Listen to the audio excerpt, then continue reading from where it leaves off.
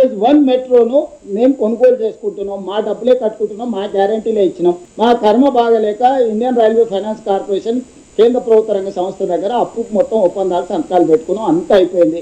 మేము మా margin money deposit చేసినాం, వాళ్ళు పెట్టిన కండిషన్లను ఒప్పుకున్నాం, అన్ని సంతకాలు పెట్టుకున్నాం, అన్నీ ఉన్నాయి. ఈరోజు చివరి రోజు నిధుల విడుదల. ఈరోజు విడుదల చేస్తావా లేదా కిషన్ రెడ్డి గారు? 5 గంటల వరకు బ్యాంక్ ఉంటుంది. ఇది మొదటిది.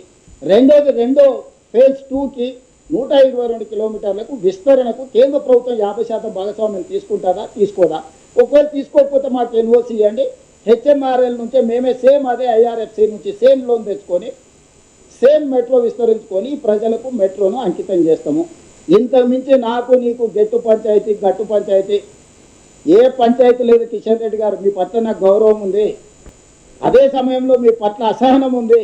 మీరు ఎందుకు కేసీఆర్కు భయపడి లొంగిపోయి ఇట్లా వ్యవహరిస్తున్నారో మీ భయానికి కారణం చెప్పు. కేసీఆర్ ధైర్యం చూసుకొని నందించే బదులు